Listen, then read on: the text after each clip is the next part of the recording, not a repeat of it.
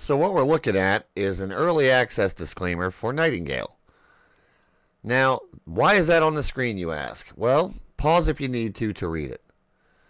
So I'm just going to play some of my game footage in the background while we discuss something. I personally feel like doing reviews for early access games is a bit hit or miss, in the sense that I don't feel that they're fair a lot of times, and the reason being is every time I purchase an early access game, I know what I'm getting. I'm getting an early access game. Plain and simple, I'm getting a game that is not a finished product. A game that will possibly remove something through the course of its development, add things, change things, and so on and so forth. And maybe at the end of it, not even be the same game at all. So, with that, and what sparked this video partially is I recently had a little bit of a back and forth with Firespark81 in the comments of one of his videos about Nightingale and how the developers promised basically an infinite amount of realms. They did say there could be endless possibilities. And right now, that isn't the case. There are quite a few, variations in one respect or another. But as that early access disclaimer just showed, if you read it, there are 3 biomes and so on and so forth. There's variation. But it also says that throughout its development, they will be adding cards. And the amount of different types of cards that could be added for everything, for biomes, creatures, weapons, items, you name it, like to be able to play and change could possibly very well be infinite or endless or damn close. So in Firespark81's recent video, he basically bashed the game, and literally the thumbnail is they lied. And that's not true. That's just not true. Period. So, and I told him straight up, and he replied to me directly, and I said, I basically said, hey, if you don't understand what early access is, then you're stupid. That's my opinion on it. Because you're getting an early access game. You're paying most times I paid $27 for Nightingale. Nightingale's an amazing game. It's a survival game. Okay? The biomes are honestly a small part of the game. The game is gorgeous. Basically, build in the game. The building is amazing. Crafting is amazing. It's an amazing game. And a lot of people are having fun with it, myself included. So, and Firespark also said that the grind isn't fun. I disagree. Maybe he doesn't find it fun. That's fine. But I find it fun, as do a lot of people. I love the grind in survival games. I feel like that's one of the big points of a survival game is the grind. It's the grind and then the crafting and so on and so forth. And the building. It's not... honestly, survival games, a lot of it is not about the combat or the fighting, or even the exploration to a degree. It's about the grind. It's about the crafting and the building a home and a base and so on and so forth. So, I feel like a lot of content creators review early access titles, and they do so from a perspective of treating it like it's a finished product, and that is unfair. That is absolutely unfair. Because it's not a finished product. So, and I think when they do that, they're putting a negative spin on a game that doesn't deserve it. And I'm not saying that early access titles shouldn't necessarily be reviewed by content creators, and I'm not saying that they shouldn't have review posts in comments, but it can really be detrimental to a game reviewing an early access title if you do it in the wrong sense. Do you know what I mean? Because the game is in development. I paid $27 to basically play the game. I accepted to play the game in its current state. I'm basically helping them. And I have the option to give them feedback in the proper channels. And that was another thing. Firespark had said that when he commented to me, he said, well, how the heck are they going to know what's wrong with the game if people don't tell them? By him posting basically a hit piece, honestly, it was, especially with the thumbnail being they lied, by him posting what I consider to be a bit of a hit piece on YouTube, on his channel, that's not giving them feedback. That's using them to get views and to make a few bucks. And I feel like that's wrong.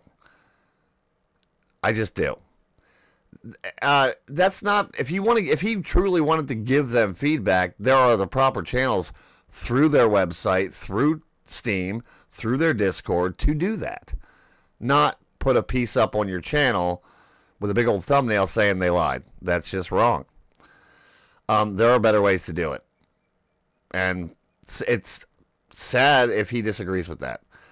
But, that is what it is.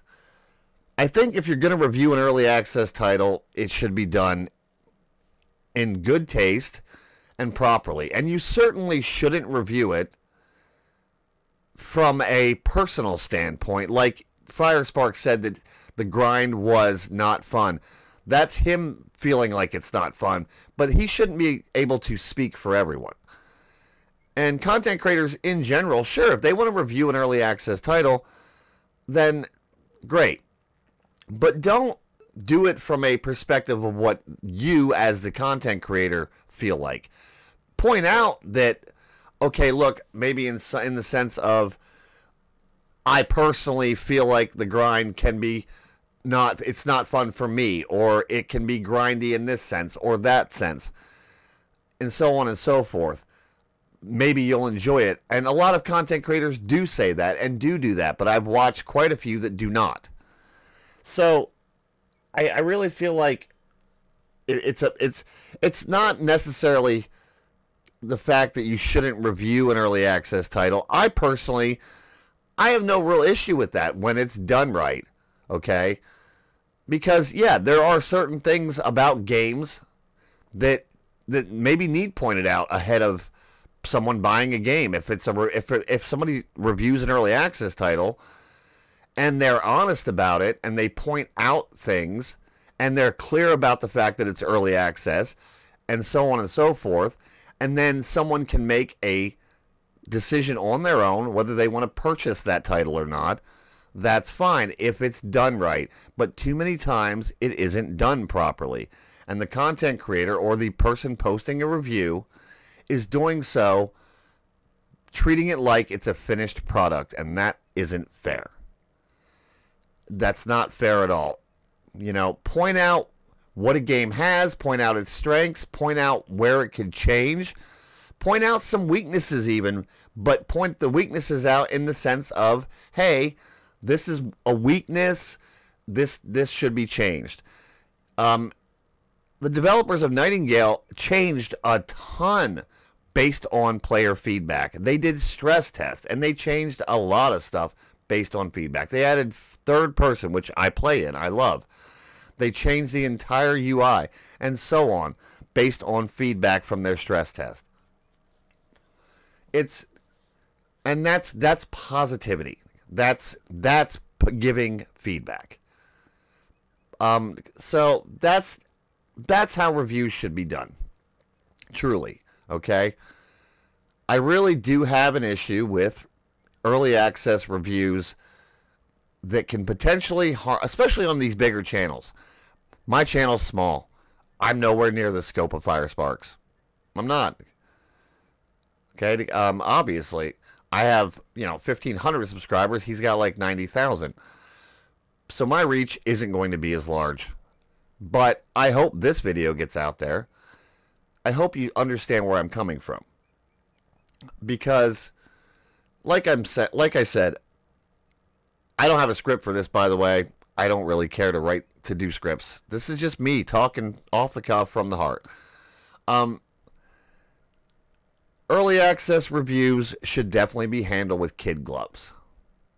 I'm not saying don't do them, but if you're going to do them, then do them right. And don't do them from a personal standpoint. Try to be objective about it. Try to, point out, hey, I might not like this, but you might. Or just, do you know what I mean? Because too many, depending on the size of the content creator and what they say, too many people may very well take it to heart and go, well, I'm not buying that game then because so-and-so said that I shouldn't. You know what I mean? That's hurting a game, potentially a great game, and that's hurting a developer, and so on and so forth. So that's where you got to be careful. And that's where I feel like early access reviews can be bad. So, like I said, I'm against them if they're not done right. So that's my take on that. This has been the last year, going from probably the middle of 2023 to now, it's an amazing time for survival games. Let me rephrase that. It's an amazing time for indie survival games. It just is. It's an amazing time for survival games in general, but it's an amazing time for indie games. And that's amazing.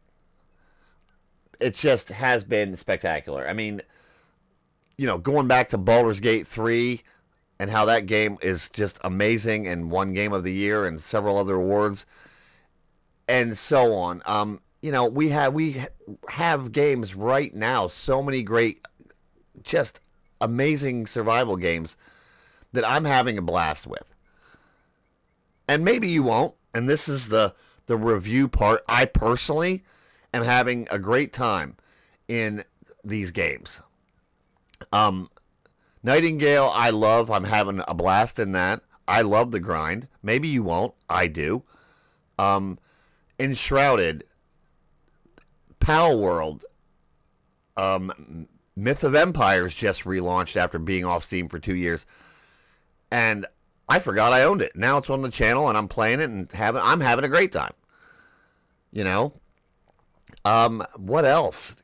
What else have I B-rolled here for my gameplay? Enshrouded, Pal World, Nightingale, Myth of Empires. God, what am I missing? There's so many great games, especially in the last 8 months, 6 to 8 months to a year, have come out. And it's just a wonderful time for survival games, for indie survival games, and I want to stress that part. And it beckons a bigger question of why AAA studios can't do what these small teams are doing. And not necessarily small teams. I mean, a lot of these indie companies, yeah, they have teams of 50 or 100 even, but they're smaller teams. They're indie companies. Why can't the Blizzards or the Bethesdas or the NC or Ubisoft and these companies, why can't they put out these games, these fully released games, I might add, with the same enjoyment and quality that these indie studios are putting out these early access games with probably so much less money, I mean, what was the game that just launched? The pirate game? I can't even think of the name of it. Skull and Bones. There we go. I haven't played it. It's like $70 on Steam, and it is a full release game from a AAA studio, or as the one developer or person, I don't know, whoever he was at the company said, called it a quadruple A studio, or a quadruple A game. and they spent like 11 or 12 years on that game and several $100 million, and it's not doing well. I've never played it, so I wouldn't even think to give a review of the game. But you know what? And this is another thing, and I'll leave you on this. Games that are fully released, okay, fully released with price tags that are, in the range of a fully released title, or just in the, $30 to $50 range, but a fully released game. Fully released titles are fair game for reviews.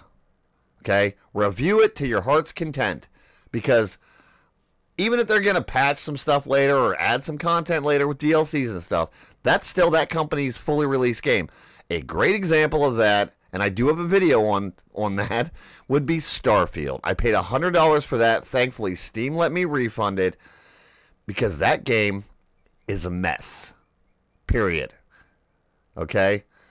So, I'm not going to keep rambling about all this, but AAA studios need to get off their ass and do what the indie companies are doing. It's been an amazing year for survival games, and I personally am having a blast.